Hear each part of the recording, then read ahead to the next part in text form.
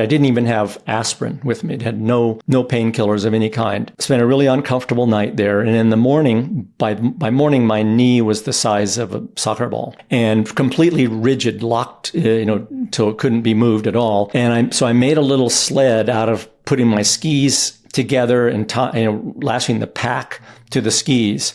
And then I lay on top of the pack. I pushed with my good leg and I pulled with my eye sacks. And then I spent 2 days crawling down the glacier back to where the airplane had dropped me off and was going to pick me up. I had basically destroyed the knee, had completely dislocated. When I pulled my leg out of that hole, I was staring, I was looking at the bottom of my ski boot and it was right in front of my chest. I was looking at the sole. My knee was that blown out. Okay, Scott, welcome to the show. Such a pleasure to have you here.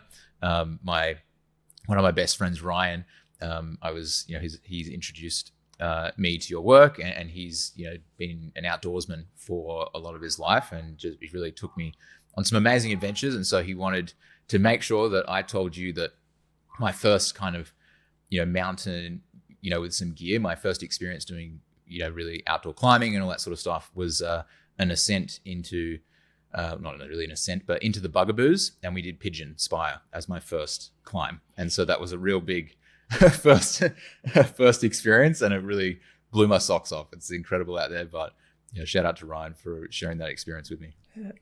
Well, Josh, thanks very much for inviting me to be on today. It's a real pleasure, and I really look forward to our conversation.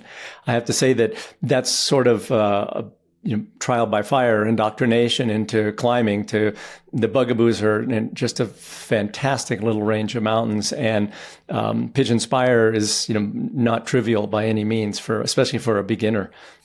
Yeah, very, very beginner. Yeah, first go. And it was so funny. We were talking to people out there, and people were like, oh yeah, we've done this, we've done that. What about you? And I was like, oh, this is my first go. And people would be like, what? They're like, oh my God, you're the luckiest guy on earth. Like, not out of like the difficulty of it, but just it's majestic out there. Like the glaciers, and I love the walk up. Like, it's hot down the bottom. We went in August, and then all of a sudden you're like, these spires just come out of the glaciers. It was, yeah.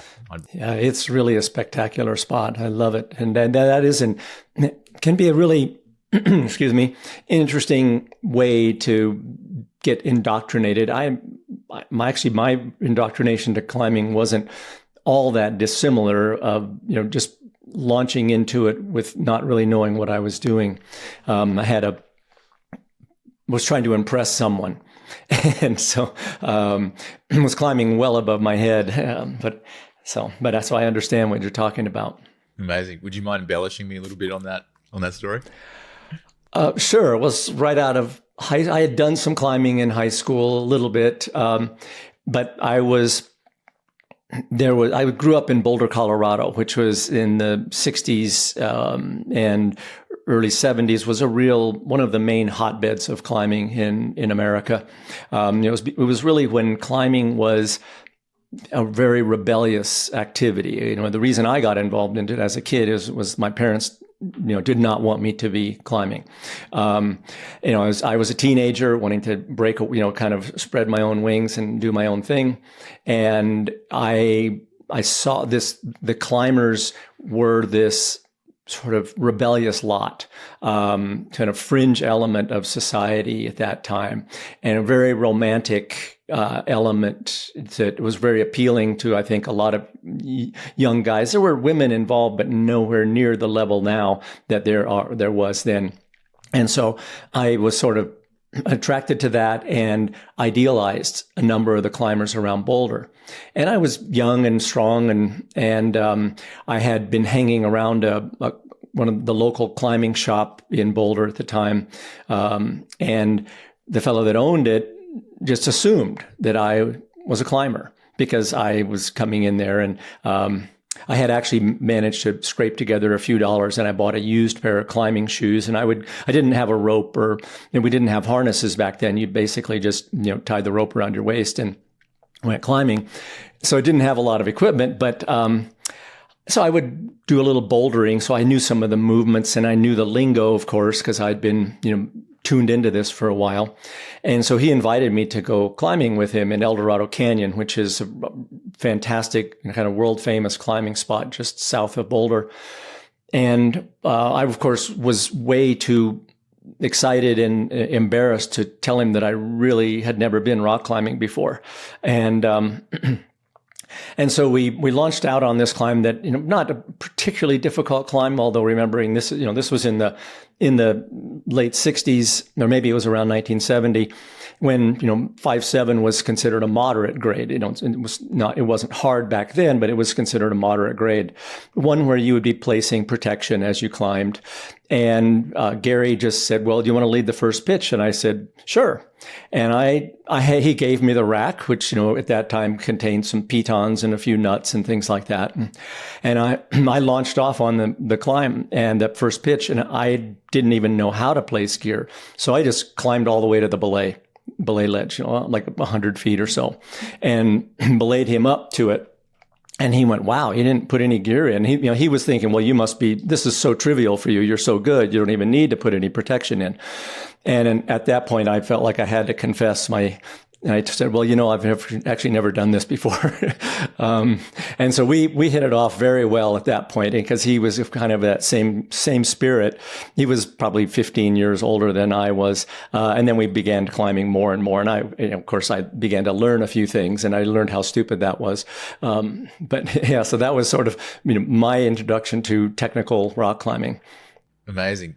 And for those that don't understand the grades, would you mind explaining a little bit about the grades? So just a really quick, overview. So someone. Sure. In the U.S., we use what's called the Yosemite decimal system. And it came out of Yosemite in the 50s, when climbing was being really developed, what we call fifth class climbing. So fifth class means that you're climbing with a rope, of course, and you're belaying your partner and placing gear in the rock, only one person climbing at a time. And back then, a rope was maybe 120 to 150 feet long, so the pitches were roughly 100 feet in length. And as people began to get better and better, they decided that they needed to sort of subdivide the fifth grade, this range of fifth class climbing, all the way from and they used a decimal system, 5.0. And at that time, the hardest climbs that were graded were up around what were called 5.10 or 5.10. And so this climb of being 5.7, was somewhere in the middle range. And there were only a handful of people then were able to climb 5.10. Now the grades have been pushed much, much higher, and the climbing level difficulty at the top end is up at what's called 5.15. There's still, because it's at the very top end, there's still only a handful of people that climb at that level. But yeah, climbing standards have exploded in the past, 30 plus years. People are climbing things that were never considered climbable when I was a kid. Amazing. Was that your fall in love moment? Like, did you have a moment where you were like, "Oh, this is my thing," or was there a different? I'd already fallen in love with it, honestly. I was reading every book I could about climbing and fantasizing it. I just didn't have enough money to, buy a rope or, any of the gear. That came much later when, save up my meager savings. My first rope I bought in partnership with one of the guy I first started, not that same guy, but another fellow I started climbing with. We basically saved up all our lifeguarding money from the summer and went halvesies on a rope, because that was all we could afford. Yeah. That's amazing. And then did you climb mostly around that area, or you started to venture out and do trips? Like, what was that next leg of your journey like? It was certainly local climb, because, I was climbing in Colorado primarily. Yeah, we had a 1953 or 4 Volkswagen Beetle that he and I drove around in. That car was hard pressed to get very far. It was very slow. So we were pretty much stuck in Colorado, climbing for a number of years before we had the wherewithal to venture outside of Colorado. Legendary. That's so amazing. That's such a good image of that adventure. And then what was that first venture outside Colorado? I suppose I think the first thing he and I did as a partnership was to, and this is a rather bizarre story, so I'll try to keep it a little bit brief. But he and I was going to the University of Colorado at that time, and I was there on a swimming scholarship, and so was my good high school friend. And but he and I had gotten fascinated by climbing and mountaineering and that sort of thing at that same time, about coincided. And we decided that really as climbers, we needed to be more well-rounded and we should do some mountaineering. But we had climbed a few of the bigger non-technical peaks in Colorado. That's kind of how we got started. But we decided to take advantage of an opportunity that had presented itself. He and I were part of a special program at that time, Olympic development program based out of Colorado Springs, out of the Olympic Training Center. And there was an organized trip to go to Mexico to compete in, it was just after the Pan Am Games, and it was going to be a large international meet. And so John and I had heard that there were these mountains, these big volcanoes right outside of Mexico City or close by. And one of them being this mountain called Orizaba. And so we had this opportunity to go down there and do that. And we had one day off where they arranged a bus that was going to take us into this market city of Cuernavaca for people to buy, souvenirs and that sort of thing. And instead, what John and I had done was the night before we had arranged surreptitiously for a taxi to pick us up outside of this. We were in the Mexican Olympic Training Center for swimming, and we arranged this taxi to pick us up after dinner. And we had smuggled, our boots and crampons and ice axes in our luggage down there. And so the taxi drove us to the hut at the base of the mountain. And we climbed all night. I climbed came down early in the morning. We had arranged for the taxi to come back and pick us up. And drove us back. And of course, as you might imagine, this was the harebrained scheme of a couple of 18-year-olds. Somehow thought we could pull this off, but in fact, needless to say, the coaches and everybody knew we were gone. They didn't know where we'd gone, but they knew we weren't on the bus to Cuernavaca. And so we did face the firing squad when we got back. And of course, the next day was the start of the meet, and we were pretty tired. we certainly did not perform up to our standards, but we had a pretty good time. That's amazing. And then from there, did you guys become like mountaineering partners and you kept going, or? Yeah, we did. We did quite a few climbs together. We ended up climbing Mount McKinley in 1976, which is now it's called Denali, but the mountain at that time was known as McKinley. It's in Denali National Park in Alaska. So we, with some other friends, we drove a 1963 Land Rover, short wheelbase Land Rover, from Boulder, Colorado to Denali, and this thing had a top speed of about 45 miles an hour, and we had all of our gear crammed inside and packed on top of it, and we skied in from the north side and were successful, and that was a pretty big deal for us at the time. That was quite a big adventure, and we were pretty proud of ourselves for pulling that off. Would you mind explaining Denali? It's a pretty big deal in general. Yeah, it's the highest peak in North America. It's a little over 20,000 feet, so roughly 6,000 meters or so. And it's heavily glaciated. It's normally climbed from the south, and people fly in. There's about a 50 or so mile flight that comes in from the closest little town of Talkeetna and lands people with skis on the plains, lands them on the glacier. And they disembark there. And then it's typically, 3-week climb to go up and down. And that's by far the most popular way. Well, we didn't want to do it the most popular way. We had to have this was part of our same rebellious streak. We wanted to do it from the other side, and it doesn't get climbed I mean, I think only 2 or 3, even still, only a handful of parties, just 2 or 3 parties a year climb from the north because it's logistically more difficult. But in our case, we didn't have the money to fly in to on the glacier. So we drove to the north side. And then I don't remember, probably 25, 30 miles across mosquito-infested, boggy, wet tundra, with huge packs, 100+ pound packs, before we got on then we were able to get on the glacier, and then we skied from there up the glacier, and we climbed. There's 2 summits on Denali, or now call it Denali because that's the way everyone knows it. There's the north and the south summit. And so the first day we climbed the south summit, which is the highest. And then all of us thought, well, we really can't go home without tagging the other summit too. So we went over and climbed that one as well.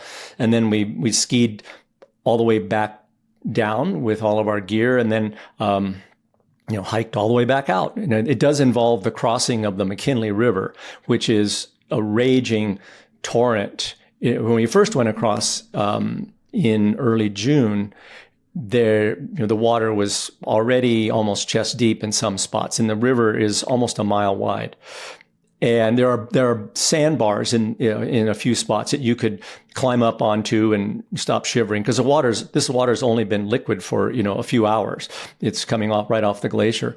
And, but on the way out, it was quite epic getting back across, because by then it's July. And so the water had, the melting is much more extensive, and, was pretty risky, pretty, touch and go actually getting across that, later in the year. I love how you said it was pretty epic. It was pretty dangerous. Yeah. And then we drove all the way back to Boulder. Wow. Crazy. And how many, at that point, so how long did that whole trip take you, minus the driving? Oh, I think we were on the mountain about 3 weeks or so. I think something like that. Yeah. And the drive took almost as long as... Most people are taking 3 weeks from the plane to do one, and you guys crossed through the bog, over the river, up Double Peak and back. Yeah. And the drive, I think, probably took us probably close to that long in this old Land Rover. Wow. And so man, how many people had done it from that side at that point? Do you know? I don't know. I mean, it's not difficult from that side. Maybe it's slightly more technically difficult. And the glaciers are a little harder to navigate because some of the crevasses are a little bigger on that side. But it's not because of the technical challenge. I think it's more the fact that it's a little more remote. That was the route of the first ascent, actually. Yeah, it's often called the sourdough route, because the sourdough was the name given to early the pioneers and miners that were in Alaska in the 1800s, and the mountain was climbed as a bet by these miners or these sourdoughs, I should say, who through a telescope could see the mountain from Fairbanks, which is quite a bit further north. And probably the little alcohol was involved, and they said, well, we're going to go climb that thing. And sure enough, they did. They dog sledded in, and they took dog sleds quite high on the mountain, and climbed it. They carried a 20-foot spruce tree without the limbs, just this trunk, carried it up there and planted it on the north summit. And they knew that the south summit was higher, but the north summit, you can't see the south summit from Fairbanks. So they planted the pole on the north summit so that when they got back there, they could, prove to their buddies in the bar that they had actually climbed it. And then, so it's quite a story. It's a very Alaskan kind of thing to do. That's hilarious. In the dog sleds, carry the tree. That's amazing. That's hilarious. Yeah. So what did you pack for that long? It's very different nowadays, bars, gel, all of the food stuff. So how did you manage that at that point? Well, we did take some dehydrated food, although it wasn't at that time. This was 1976, I think, when we did that. And at that time, there was very little of the freeze-dried food made for backpacking and mountaineering. So we went to a Seventh-day Adventist grocery store because Seventh-day Adventists are vegetarians. And so we were able to buy freeze-dried meat. But it's actually called textured vegetable protein. And it was not very good. It was sort of pretend chicken and beef and that sort of thing. So we could liquefy, or we could rehydrate that. And then we had other things like rice and potatoes and normal, that sort of stuff. But we packed all that at home in Boulder and put it into black garbage bags, and had each garbage bag had several days worth of food in it. Wow. Yeah. Wow. And have you go for it? And then we used these little red plastic child toboggans. You probably have seen them, and we pulled them behind us on our skis, and had all because that allowed us to have a load on our back in the pack, but also quite a load in the sled.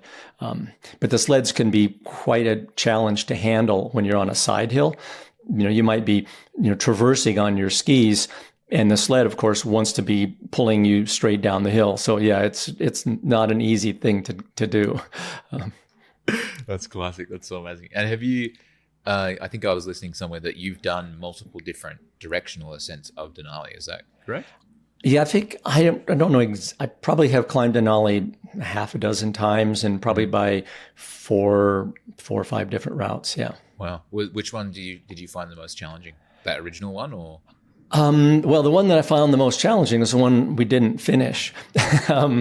So yeah, in let's say 2005, I went back there with a fellow who's quite a well-known alpinist in the U.S., actually internationally, a guy named Colin Haley. And Colin and I had planned to do one of the what they would call the king line on the mountain, which is called the Cassin Ridge, named after Ricardo Cassin, who did the first ascent in 1961 over the course of many weeks, a very major expedition. It was considered one of the hardest climbs, alpine climbs in the world at the time. And Colin and I our hope was to do a single day ascent of that, what they call a single push. So we would have no tent, no sleeping bags, just a lightweight pack, and a stove to melt snow with, and a little food and an extra puffy jacket. And so we climbed by the standard route to pre-acclimatize for the altitude.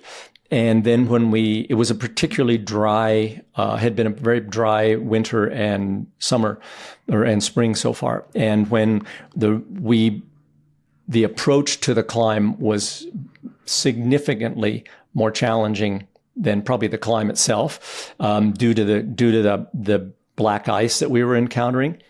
And so when we got to the climb, we'd already been moving for probably 12 plus hours, and we both realized, we're already pretty worked. There was very little chance. We still had 10,000 feet of hard climbing to go to get to the summit, and then another several hours to get back down to our camp. And we pulled the plug on that just because, with that, the style we were doing it in, there's no room for error. Because you have no backup, there's nothing. So we stopped. But so that was certainly the most challenging route I've undertaken there, by quite a long shot. It's still one of the best, most beautiful lines in the world on a big mountain. Wow, amazing. And what was your first international, when you went to a different country, you flew over to? What was that first experience? Went to Nepal in 1981. And a friend of mine, that fellow who I did my very first rock climb with, organized an expedition to climb this mountain called Gary Neptune. And there's a mountaineering store in Boulder named Neptune Mountaineering. So Gary organized a climb of Ama Dablam and asked me and a few other guys around Boulder to go with him. And at that time, Ama Dablam had only been legal to climb for about 4 years. I think 1978 was the first year it went on the list. It was up until that time considered a sacred mountain. And then I think the Nepalese realized they could make an awful lot of money by letting people climb this thing. And they took it off the sacred mountain list and put it on the climbing list. It is often touted as the most beautiful mountain in the world. It's a really spectacular thing to look at. It's how old when were you people, at that age? I was, how old was I? Let's see. I was 27, I believe. Yeah. Wow. I think I was 27. Wow. Yeah. By that, I was a hardened 10-year veteran of climbing. But by that time I was climbing a lot. I was traveling a lot. I mean, I was convinced that, I was going to spend the rest of my life as a climber, even though then nobody was a professional. Very few people, maybe only one person in the world was actually a professional at climbing, and that would have been Reinhold Messner, who some people may have heard the name. But anyway, so we went over to climb Ama Dablam. It had been climbed twice before legally. I think it had had a couple of illegal ascents before that. Before it was on the list, it was so beautiful that many mountaineers coveted climbing it, and so some people had snuck up it. And ours was the third recognized ascent of Ama Dablam, and I did it with two friends. And we did it in what would be called alpine style, where you don't fix ropes. You just start at the bottom with whatever's in your pack and climb to the summit. And it took us, it was only it's a roughly 22,000 feet tall. So, like 6,500 meters, I think, roughly. And, we had 3 camps on it, and, yeah, that was my first experience in going overseas to climb. Yeah. How was that when you got to the top? Oh, it was fantastic. We were, I was with 2 really good friends, and the climb it was spectacular climbing. And a little bit of everything, some challenging rock climbing, some steep snow and ice, had kind of all the elements that make a great alpine climb were wrapped in. None of it super challenging for us. But it was, now it's like a lot of the climbs over there, it's heavily guided, and so it's got fixed ropes from the summit to the bottom, and Totally different experience. Yeah, completely different experience now than when we were there. Wow, yeah, that feeling of like the other friend that I went with, so another Josh, and my buddy Ryan, and we're all we're really, really close friends, and that feeling of doing that with close friends, I think, is one of the hardest things to beat. It's just like sitting at the top of something, or finishing a long trail run or something like that, and just that meal, like you stop and have a bite at the top, and you're like, nice, life's good. It's just it's such a beautiful moment to be able to do that with friends.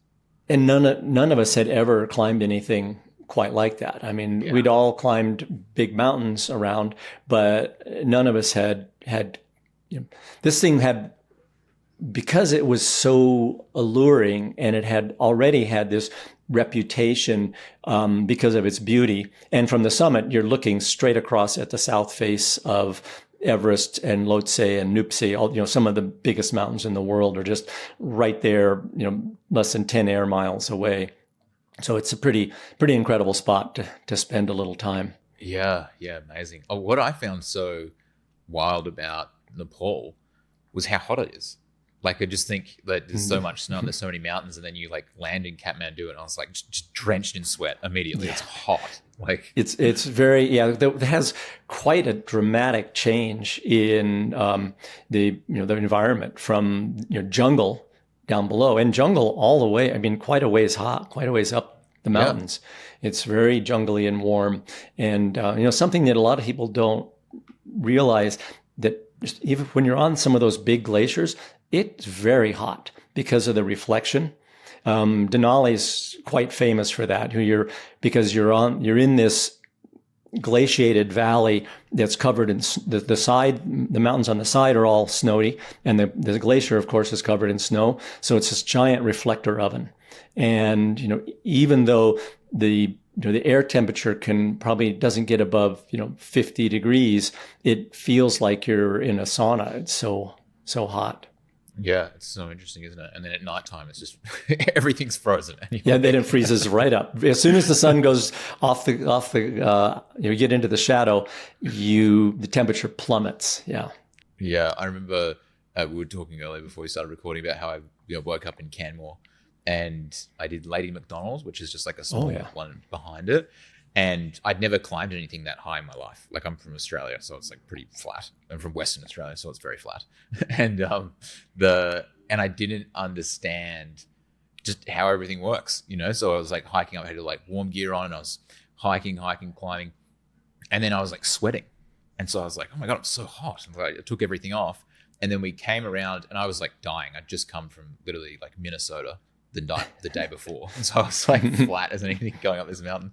And I remember coming around the corner with like my puffy jacket around my waist, and there was a really strong wind, and everything just freezing on me. And I was just like, what is happening? I was like, none of this makes sense. I want to go home. I was like, get me out of here. Yeah, it was pretty dramatic.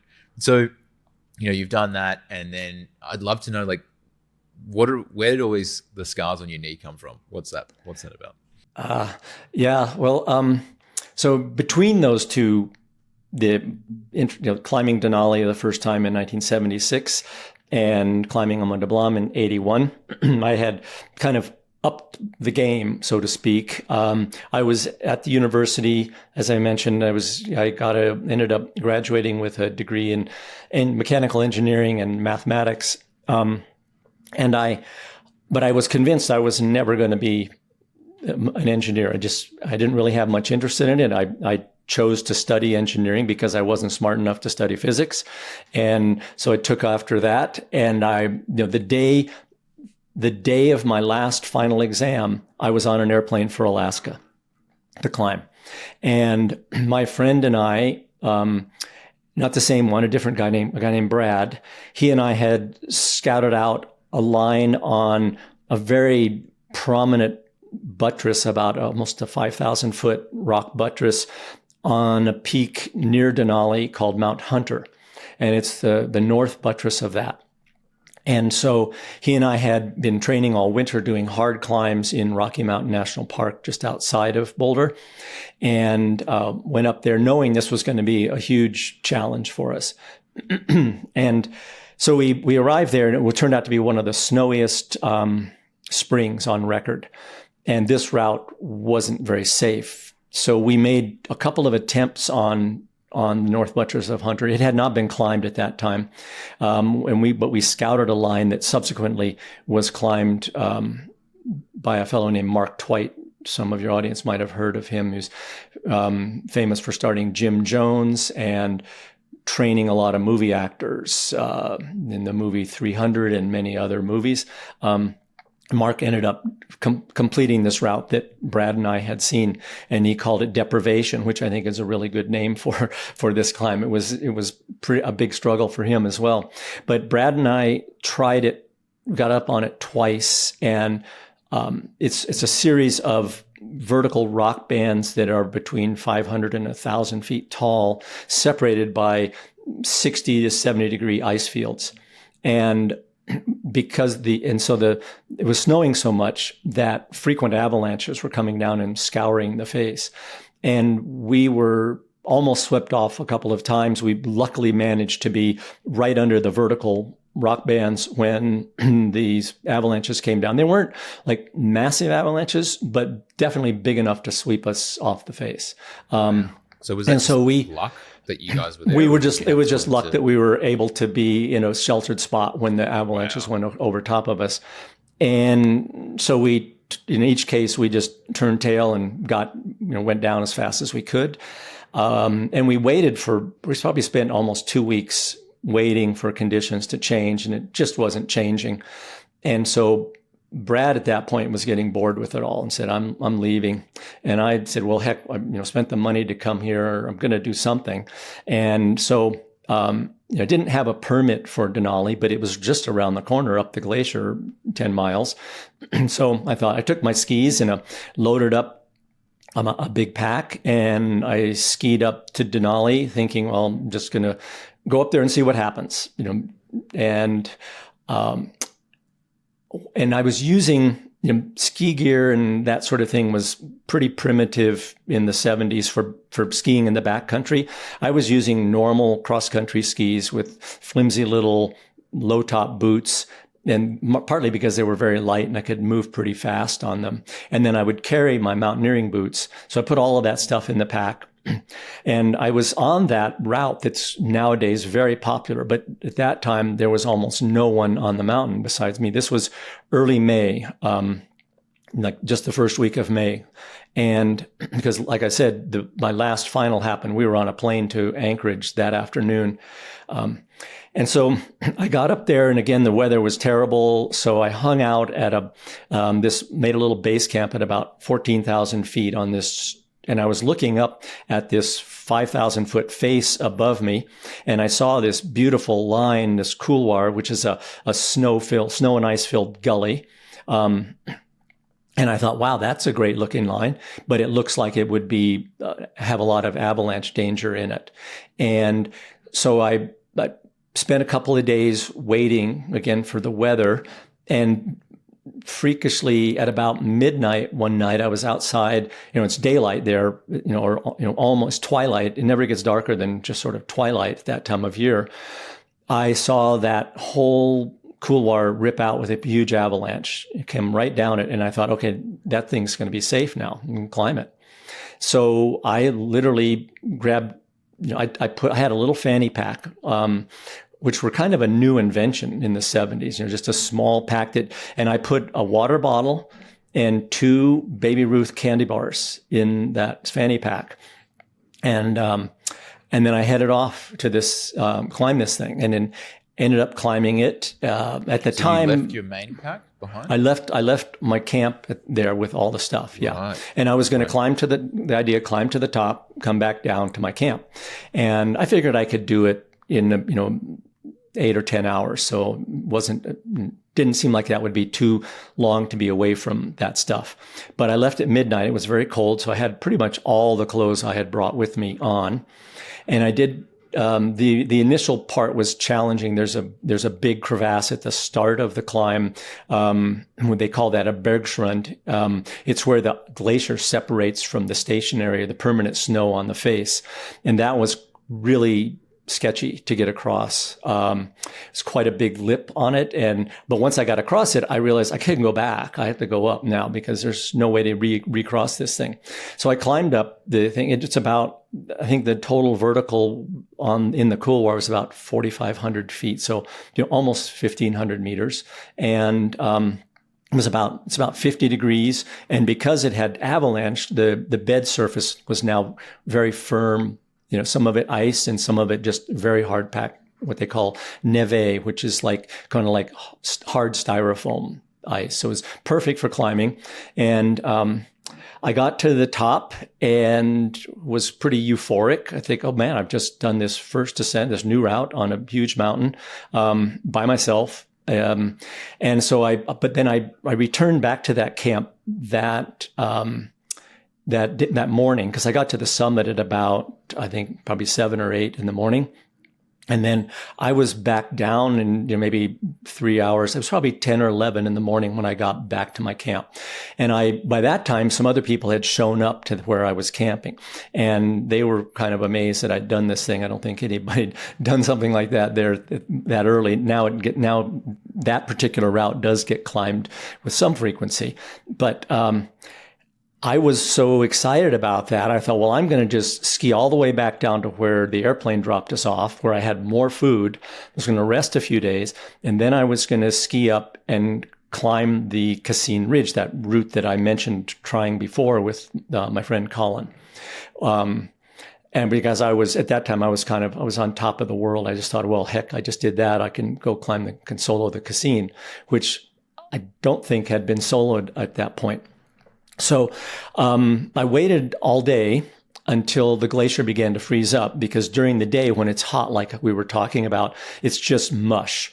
And because I had these crappy, skinny little skis and very soft, light boots, I was having to use a ski turn called the telemark turn, which is kind of unstable. But it was on that primitive gear. It was the only way to really control and turn the skis. What does that look like? Well, it's where it was originated in the province of Telemark, Norway, when back in the 20s, probably the teens or the 20s, when everybody skied on crappy skis that didn't want to turn.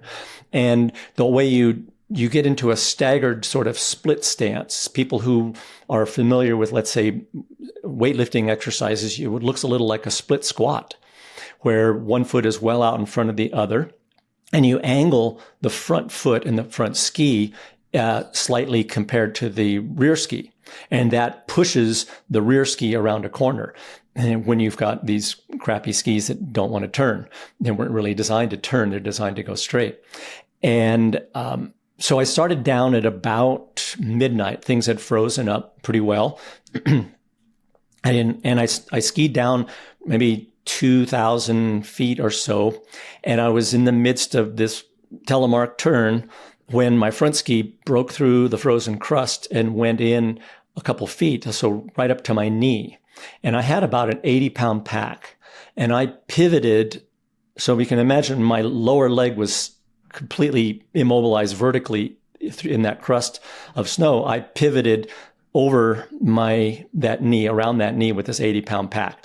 And it made a horrendous noise.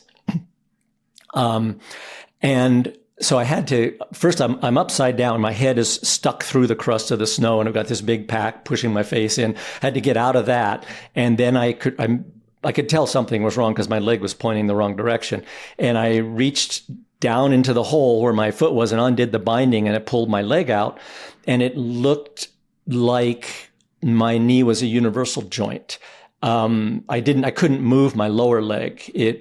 I could move my body and my lower leg would just sort of dangle along below me, and I had to pick it up and reposition it to put it where I wanted. So I realized then I've done something really bad to my knee. I didn't have any idea what it was. And I was all by myself. There was no one on that part of the mountain at all. What time is it? What time? This was around midnight, 1 o'clock, maybe 1 o'clock in the morning.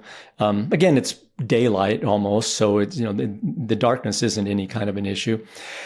So I started to set up my tent, and I pulled the tent poles out, and it was one of the very first tents that was made. Now almost all tents have the poles have little rubber bungees in them to hold them together, so that when you pull the poles out, they snap and become, the poles are in sections and they snap together. This is one of the very first tents that was made like that. And as I'm pulling the poles out and beginning to set up my tent, I drop one of those poles and it goes skittering down the glacier and bridges a crevasse about 100 yards away.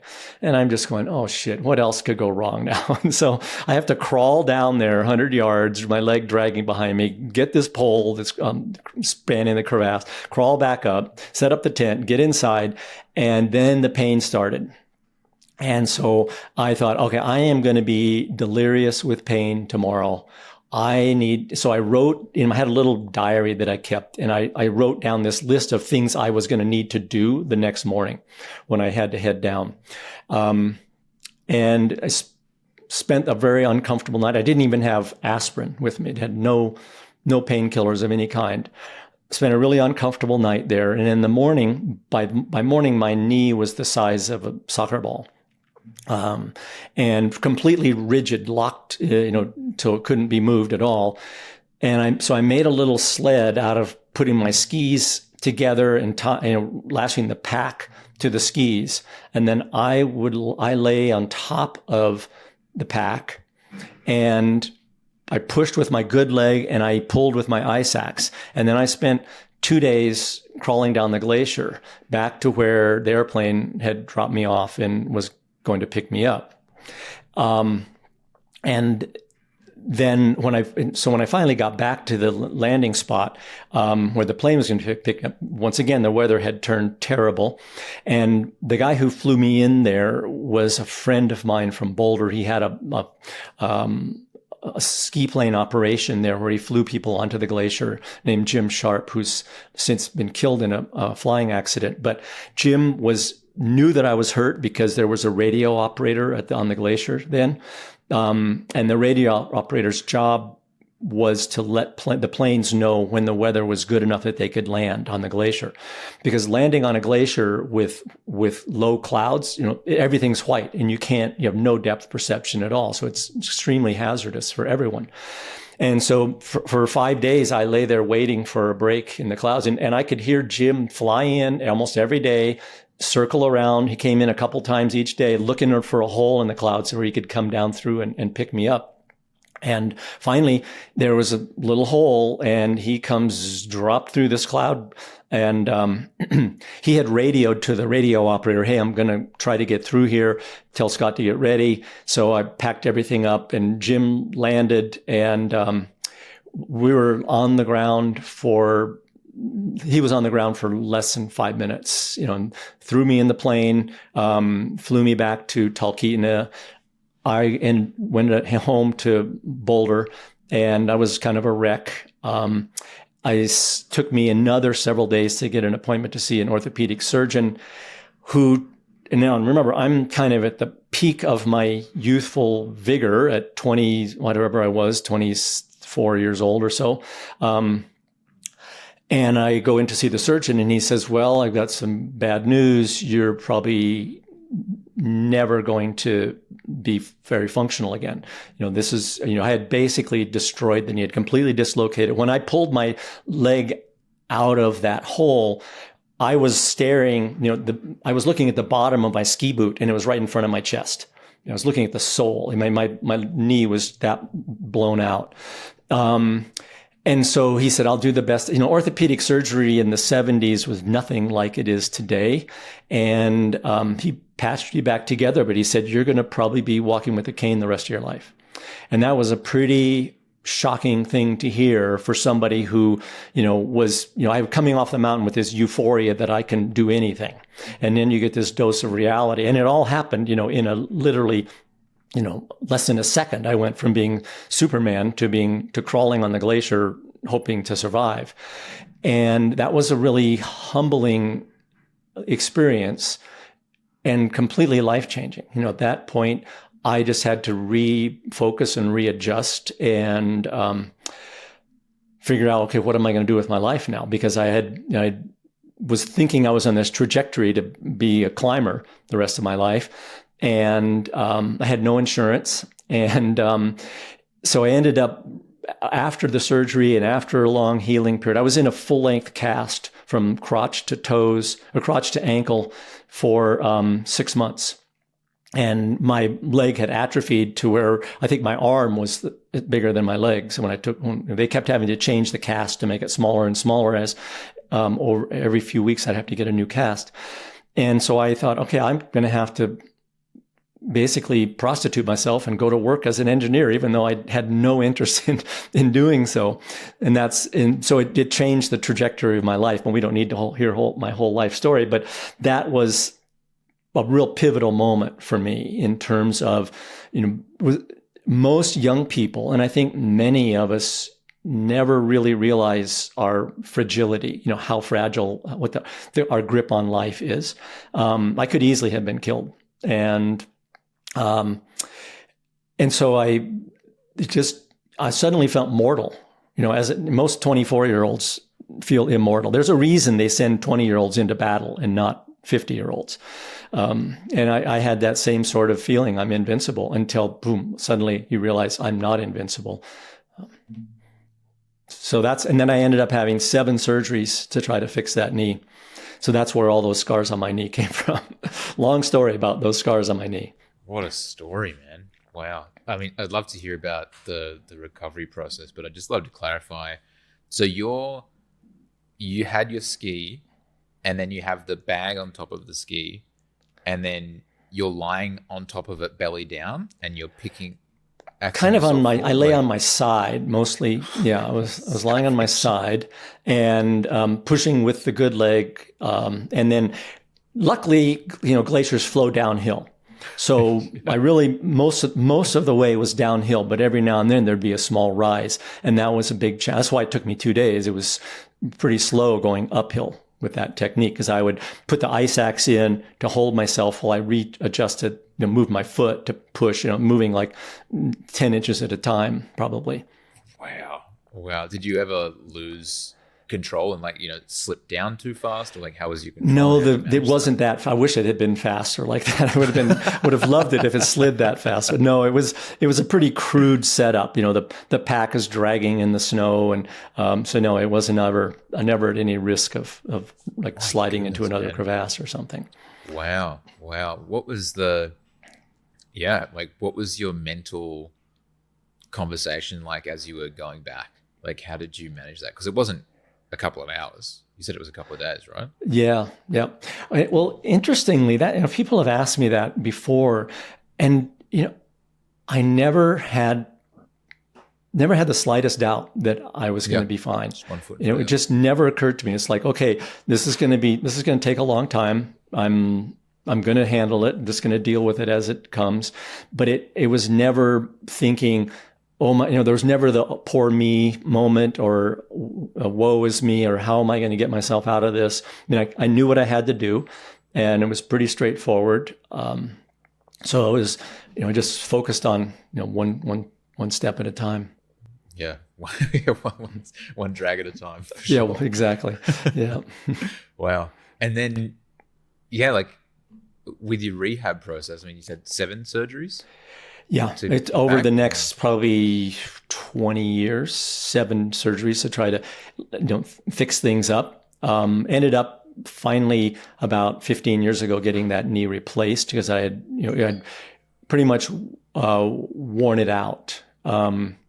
So because of that, I was, I destroyed all the cartilage and, blown out all these ligaments. And I went on to, have a fairly successful ski racing career after that, and climbing a lot more big mountains. So, it was sort of when the orthopedic surgeon told me I was, never going to walk without a cane, that was like throwing the gauntlet down. I was thinking, hell no, I'm too young. That can't happen.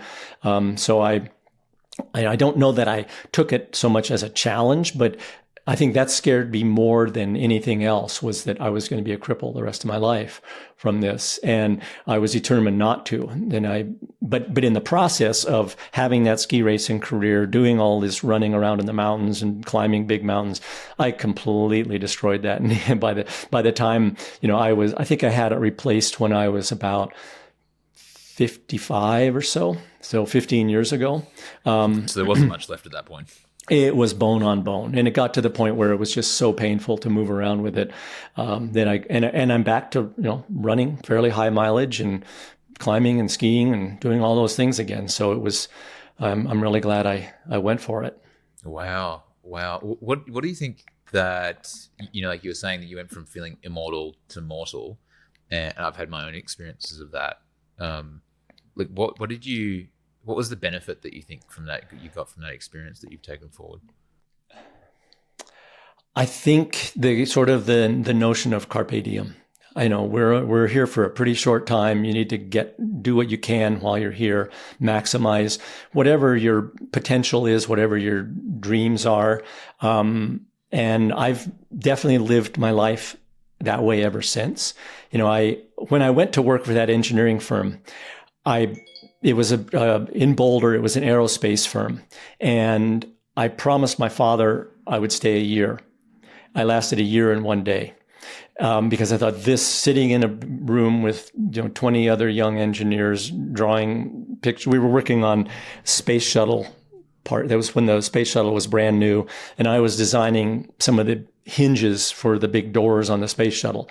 And I just thought, I can't spend the rest of my life doing this. This is not what I signed up to do.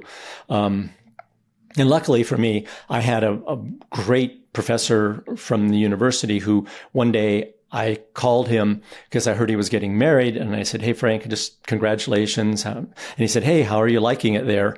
And I said, oh, Frank, I hate it. I can't stand it. And he says, well, I'm leaving the university, setting up my own business. Why don't you come to work for me?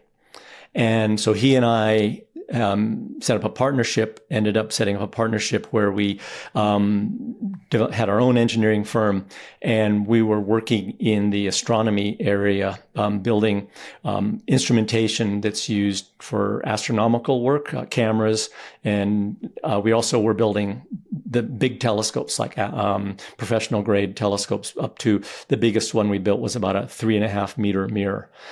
So really large stuff. And we ended up patenting several technologies that kind of revolutionized telescopes.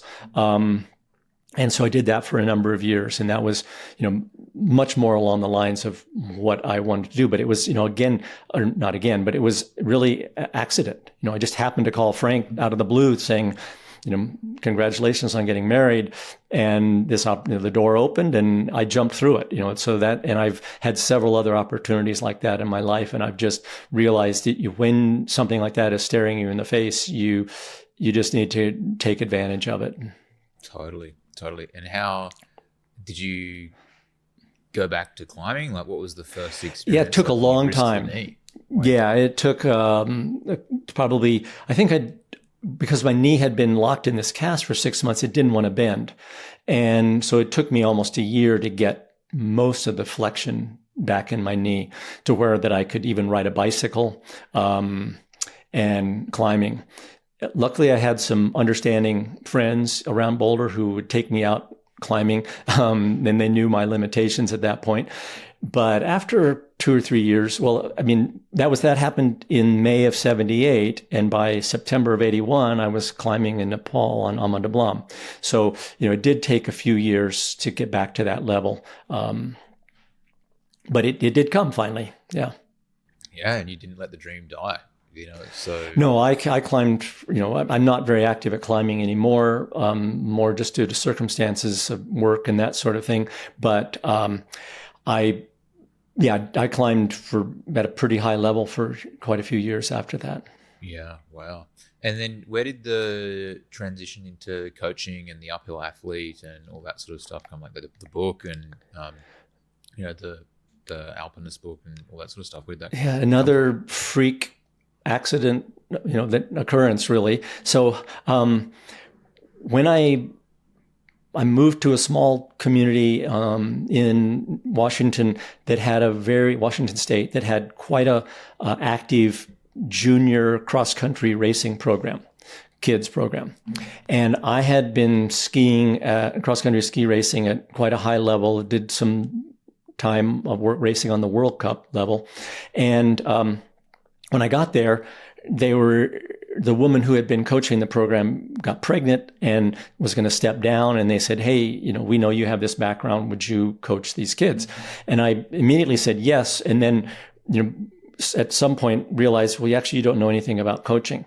And so I did this crash course trying to learn about, the training and theory of all that. And also especially how to coach kids, how to coach juniors. And, I was buying these Norwegian coaching manuals because in Norway, coaching, cross-country skiing is like football in the U.S. It's a huge national pastime. And I was trying to learn all that I could, ended up coaching there for about 10 years. And I produced 5 Olympians. And, we had about 120 kids in the program, and I was the lead coach. Then they were from the age of 6 to high school, 18 years old. And during that time, I made the acquaintance of an alpinist who lived there named Steve House. And Steve was kind of on a quest to become the best alpine climber in the world and asked me if I would help train him. Wow. So where was this, sorry, Scott? Where this was in north central Washington State, in a tiny little hamlet of Mazama is the name of the town. And it's right on the eastern edge of North Cascades National Park. And so some of the most beautiful mountains in the lower 48 states, big glaciated peaks and all that. So very good training ground for alpine climbing. So anyway, I began to coach Steve, who then went on for about 7 or 8 years with my coaching to do some of the hardest alpine climbs in the world, some of which have never been repeated. Here we are almost, 20 years later. And he then had a very serious accident in about 2010 where he was almost killed, and it pretty much ended his professional climbing career. And he during his rehabilitation, or recovery, he wrote a memoir, and he went on a book tour. The book was published by Patagonia. It's called Beyond the Mountain. And he went on a book tour. I was in Norway that winter coaching skiers racing on the World Cup. And he and I were having a Skype call back then he said, everywhere I go, people are asking me, how did you train to do all this stuff? And he said, I've developed this one-liner, which is, well, I could tell you, but it would take a whole book. So he said, I think we should write down what we did for my training. And I said, I don't think anybody will care. It's quite a niche area. Who's going to care about training for this kind of climbing? And I said, we'd be lucky to sell a few hundred copies of a book like that. So he eventually talked me into it. The first book we wrote was called Trading for the New Alpinism. And it, we ended up selling almost 200,000 copies of that book. So it sort of changed the way people approached their training for climbing. And we almost immediately, we thought we would write this book and then just go back to our lives. No one would really care very much. Patagonia published it and did a great job. It's a beautiful book, and they did a great job distributing it. We were inundated with people asking for training advice and coaching. So we started a business called Uphill Athlete to help train those people. Shortly after that book was published, we got contacted by a fellow who's a bit of a legend in the mountain running and mountain skiing community named Kilian Jornet, a Spanish guy. And Kilian, who holds a speed record on Mount Everest and a lot of other famous mountains, he came to us and said, hey, I really like what you guys have done here, but you really need to do a book like this for running and skiing in the mountains, because most people are going to look at this and go, oh, I'm not a climber. This doesn't apply to me. And I said to him, well, sure, I'll do it if you'll help me write it.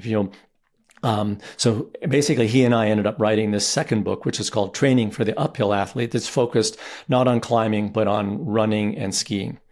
And that one was also proven to be pretty successful. So this is another one of those unplanned, fortuitous accidents, really, that happened. And we, coming together with Steve after coaching skiing. I went on I continued coaching skiing for a number of years. But then the business began to grow so much. The coaching business grew so much that it's become very popular. This kind of, we're well known in the climbing and running communities. About a year or so ago, I split off from Steve and formed a different company that's focused more on coaching, and it's called Evoke Endurance.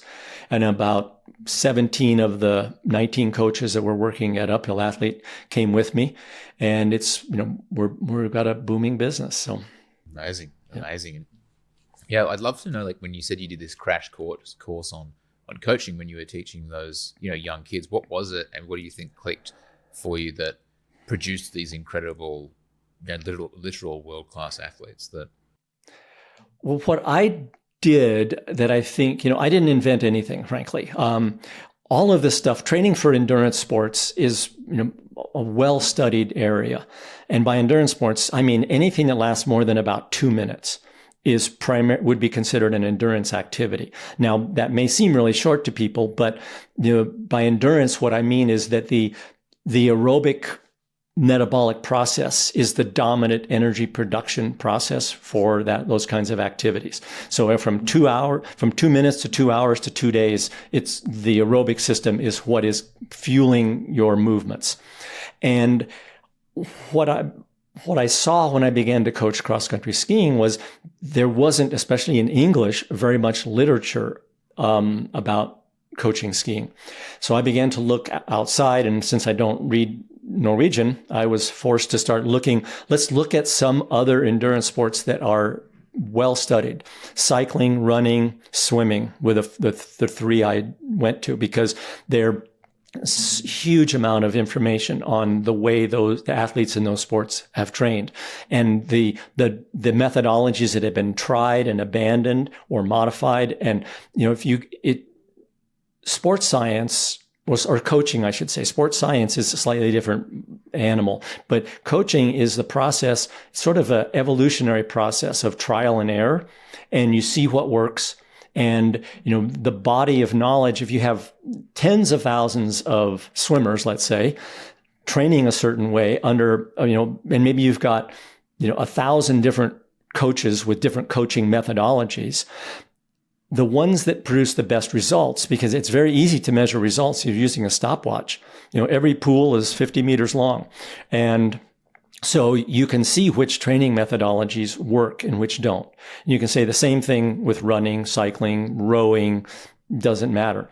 And so I began to look at the prevalent training methodologies that worked in these more traditional sports, as opposed to, then cross-country skiing, which there wasn't much documented and study on at that time.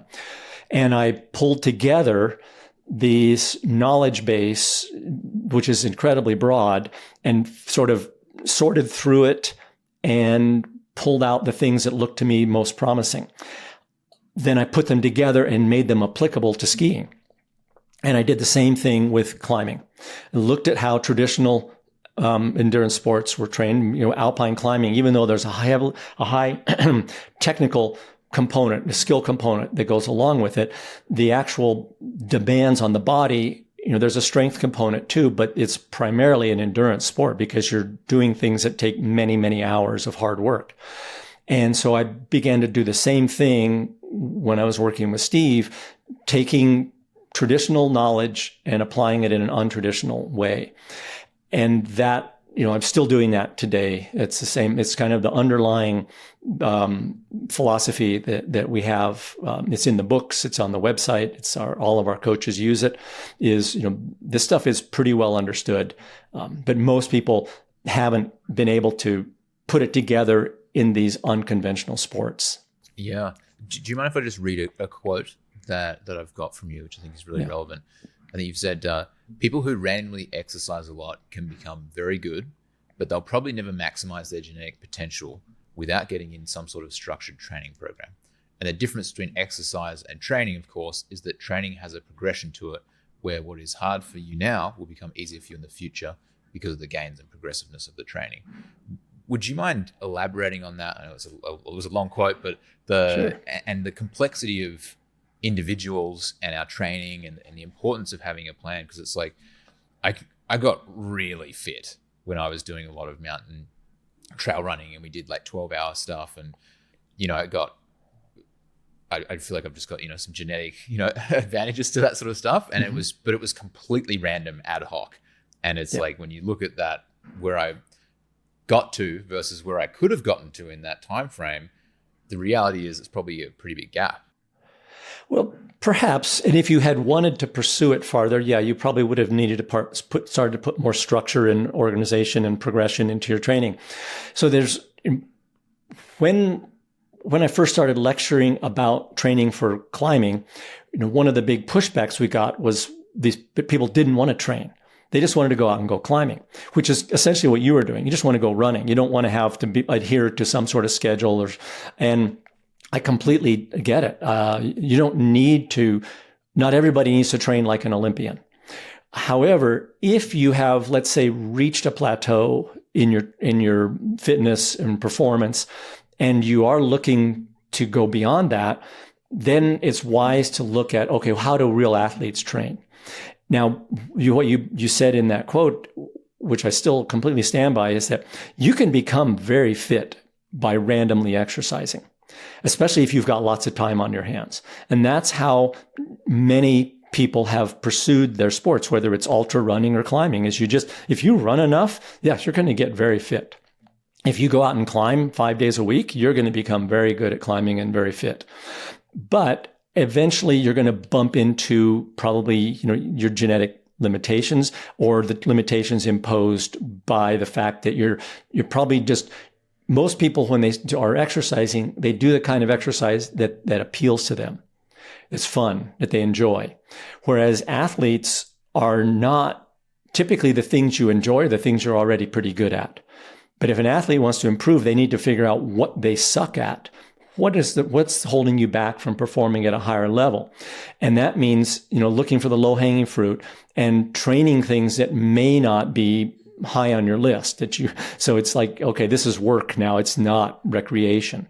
And what you'll find when you do that, it's more work, it's more structured, but almost inevitably, if it's done halfway well, you're going to get better results than random exercise, unless you just happen to have, 15, 20 hours a week that you can devote to random exercise.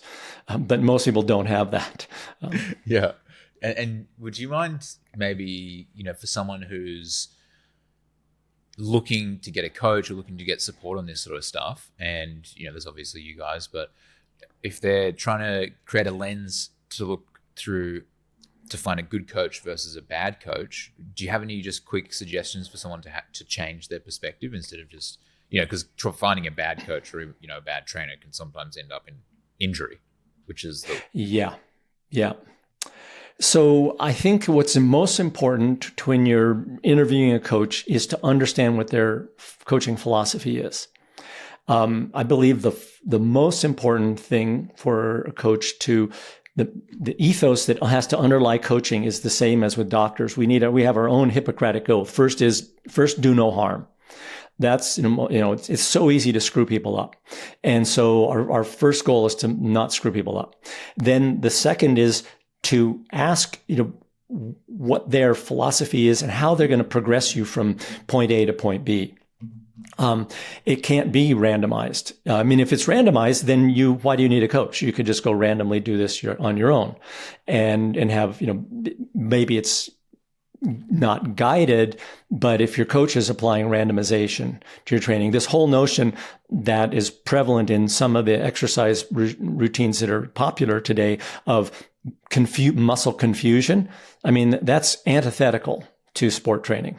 It's fine for exercising, and it's certainly a lot better than sitting around on the couch eating potato chips, but it's not the way athletes train.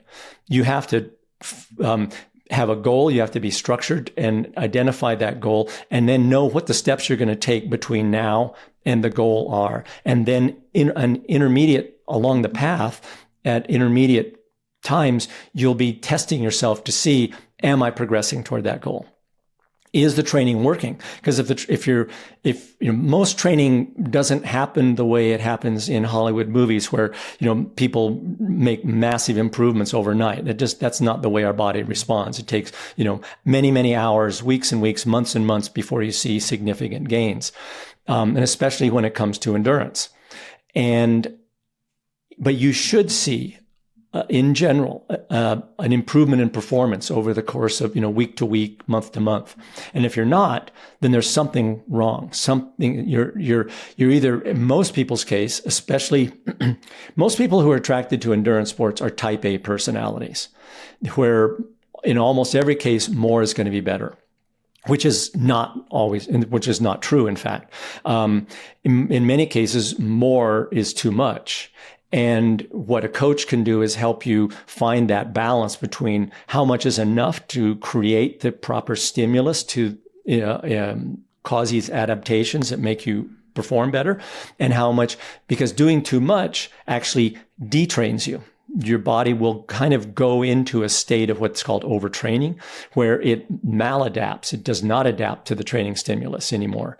And so just doing more is often a really bad idea. So I know that's kind of a long-winded answer, but yeah. Yeah, that's super helpful. And how do you manage people through that process? Because I know myself, sometimes I'm addicted to more. More feels better, feels like I'm progressing. Like I've attached so much in my past and through my growth that doing more is the answer. And how do you help people not fall into that trap? Well, there are a number of ways. The first is we coach my coaching experience, because it's been with very high level athletes primarily, coaching is a really intimate relationship. And it's at some level, it's a partnership between the athlete and the coach. And the only way that partnership can work well is if there's a lot of communication. There has to be daily communication. Like, I want to see the data that you upload from your fancy watch into the platform that we use, which is called Training Peaks, for administering the training. I want to see the data that comes from that so I can know what you did. But as important to that, I want to hear what your perception of this was. How did this feel to you? And the combination of these two, the hard data and the sort of the perception, is how then I can understand how is this training affecting you and what needs to be adjusted. And so one of the giveaways of bad coaching is when someone hands you a spreadsheet that tells you what you're going to be doing 3 Thursdays from today. I mean, that's absolutely nonsense. There is no way. That's not coaching. Yes, it could be a training plan. And if you know enough about training theory, you could take a plan like that and self-coach yourself through it. But coaching means evaluating where you are today, every single day. And like, okay, this is how your legs are feeling today. You're still feeling that run you did yesterday. Okay, tomorrow we're changing up and we're not going to do what I thought we're going to do. We're changing and do something else because you clearly haven't recovered yet. And if you're not in a recovered state, your body's not going to be able to adapt. We can adapt. We're amazingly adaptable creatures, but we don't like rapid change. We don't like it where this is what's wrong with the idea that, you need to finish every workout in a pool of sweat and blood on the floor, because, that can be gratifying. And then there is some, we get some happy hormones released when we do that sort of thing, but that is absolutely not the way athletes train.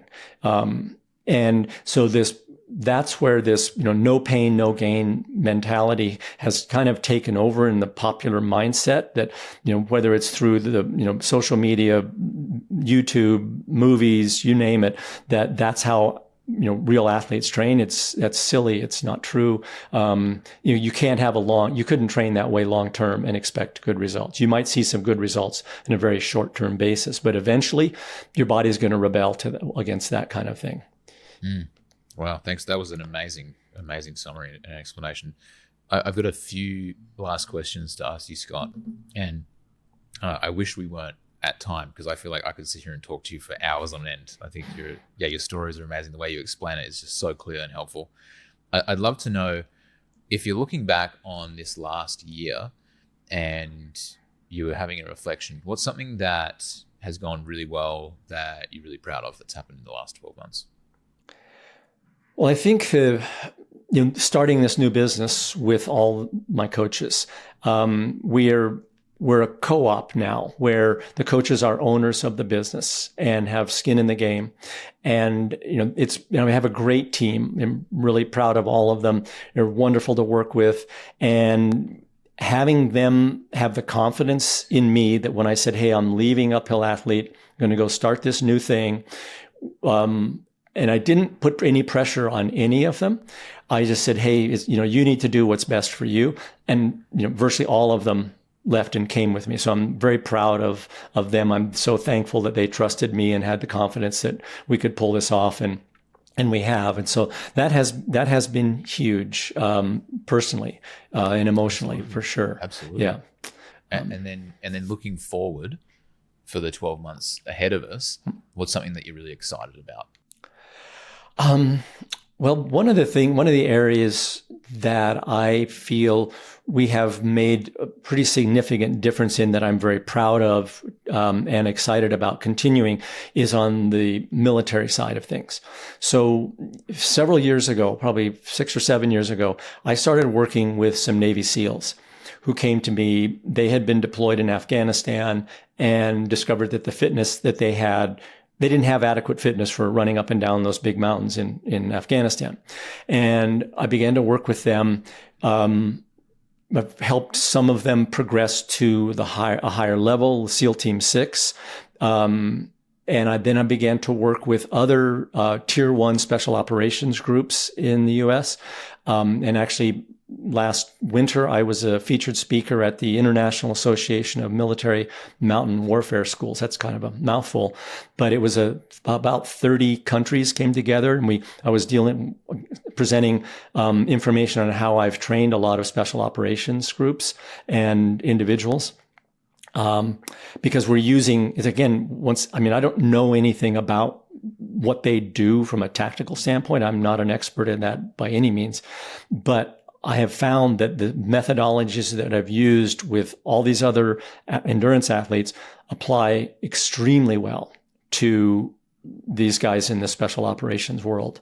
And so that side of our business has grown enormously. And it's something that I feel really good about because we're able to provide these guys with tools that make them better at their job, keep them safer, that sort of thing. So yeah, that's been wonderful. And I've really enjoyed all the interactions. It's just as a population, there's a great group of people to work with.